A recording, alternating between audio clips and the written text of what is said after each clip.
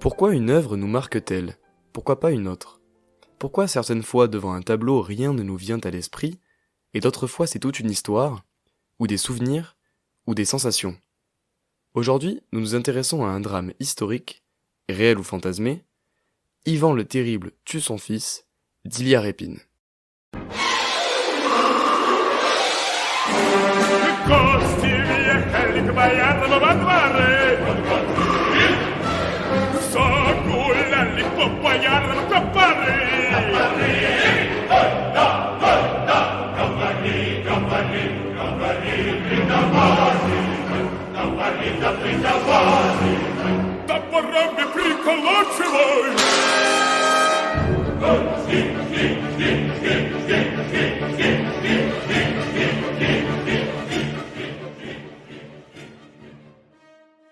Что я сделал?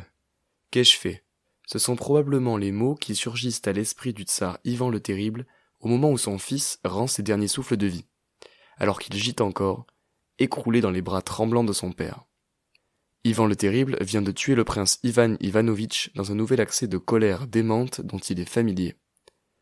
Le désespoir, teinté de folie et peut-être d'amour paternel, est lisible sur ses yeux exorbités, toujours marqué par cette même folie qui, quelques instants plus tôt, l'a poussé à l'infanticide. Le fils tient encore le bras du père qui lui embrasse vainement le crâne. Un flot rouge ruisselle entre les doigts du meurtrier. Le tabouret renversé en fond et le tapis plié témoignent de la lutte. Le rouge et le noir, omniprésents, entourent la scène. Le rouge de la passion et de la folie pour l'un, et la noirceur de la mort pour l'autre. La lumière, qui tombe par le côté sur les personnages, nous les présente comme deux acteurs d'une tragédie se tenant sur la scène de théâtre. Le jeune prince est habillé de couleurs vives et colorées, à l'image de sa jeunesse. Le père, lui, n'est qu'habit sombre et austère. Son visage maigre, ses cernes, ses rides, ses cheveux éparses en font un porteur de mort jusque dans son apparence. Une ironie cruelle entoure le personnage du tsar le plus redouté de l'histoire russe, qui n'est plus qu'une figure de remords, d'accablement, qui suscite même la pitié, voire une certaine compassion. Au premier plan gît la lance qui lui servait de bâton de marche, objet symbole de son pouvoir, devenu désormais arme du crime. Monarque ou non, le tsar reste un père faible et désespéré devant ses propres actes.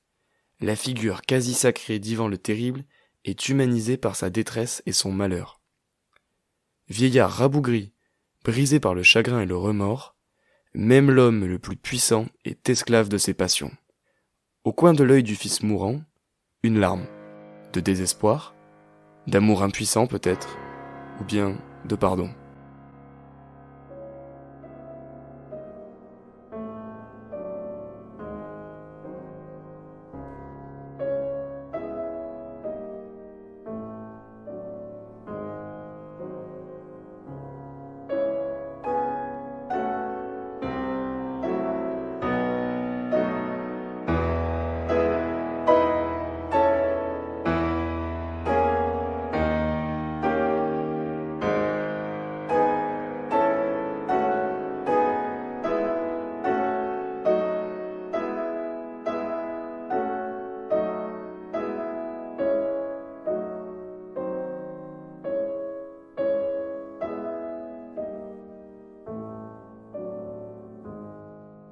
Le tableau a été attaqué 2 fois du temps qu'il était exposé.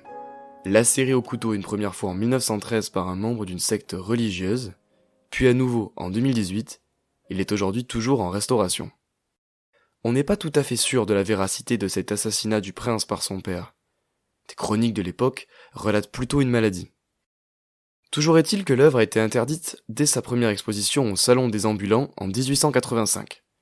Et continue de faire polémique, notamment auprès des nationalistes et religieux, qui considèrent cette représentation comme une invention historique, dégradant l'image du premier tsar de Russie. Le thème de cette peinture s'insère parfaitement dans les tourments des personnages de la littérature russe. Le crime, le pardon, le remords, la repentance sont autant d'éléments essentiels des œuvres de Tolstoï ou de Dostoïevski, pour ne citer qu'eux. On peut aussi trouver à cette scène un contexte presque biblique. La violence du père qui tue son fils rappelle les scènes de l'Ancien Testament. Caïn tuant Abel, mais surtout Abraham offrant son fils en sacrifice à Dieu. Le père tuant le fils, les aînés sacrifiant les puînés, comme un épisode parmi tant d'autres d'une saga dramatique. Celle de la jeunesse assassinée par les puissants, les anciens, les pères. Les germes des grands changements fleurissent plus aisément dans les cœurs des jeunes âmes, qui peuplent bien souvent les rangs de la Révolution, comme ils peuplent en grand nombre les rangs de ces martyrs.